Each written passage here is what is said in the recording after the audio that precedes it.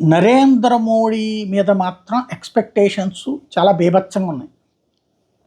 100కి 70 మంది ఆయనే మళ్ళీ అధికారంలోకి వస్తారని నమ్ముతున్నారు. భారీ మెజార్టీతోనే ఎన్డీఏ అధికారంలోకి వస్తుందని నమ్ముతున్నారు. బీజేపీ అధికారంలోకి వస్తుందని నమ్ముతున్నారు. నేను గమనించిన వాళ్ళలో 100కి 70 మంది. ఈవెన్ కాంగ్రెస్, కమ్యూనిస్టులు వీళ్ళు కూడా అది రాకుండా చూడాలని ఆలోచిస్తున్నారు, కానీ రారని ఫీల్ అవ్వట్ల. రాహుల్ గాంధీ వస్తాడని నమ్మట్ల, ఐఎన్డీఏ కూటమి వస్తుందని నమ్మట్ల, రావాలని కోరుకుంటున్నారు.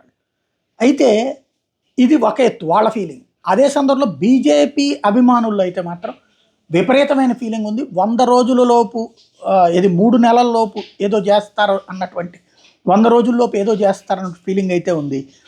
పీఓకేలో పరిస్థితిని అతి జాగ్రత్తగా అంచనా వేస్తున్నటువంటి వాళ్ళు ఇప్పుడు చెప్తున్నటువంటి లెక్క ఏంటంటే, అక్కడ అబ్జర్వ్ చేసిన వాళ్ళు అయితే కాశ్మీర్ శారదాపీఠం ఆల్రెడీ భారతదేశపు ఆధీనంలోకి వచ్చేసినట్టేనట. ఇది నిశ్శబ్దంగా జరిగినటువంటి వ్యవహారం. వాస్తవంగా అది పీఓజేకేలో ఉందంటే పాక్ ఆక్యుపైడ్ జమ్మూ కాశ్మీర్లో ఉంది.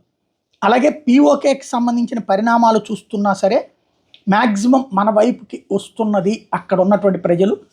మేబీ మోడీ వచ్చిన తర్వాత అతివేగంగా జరిగే మార్పు అదే అన్నటువంటి చర్చ మాత్రం నడుస్తుంది. అలా కావాలని ప్రతి భారతీయ జనతా పార్టీ కార్యకర్త, అభిమాని కోరుకుంటున్నాడు. అది ఎంతవరకు సాధ్యమో చూడాలి.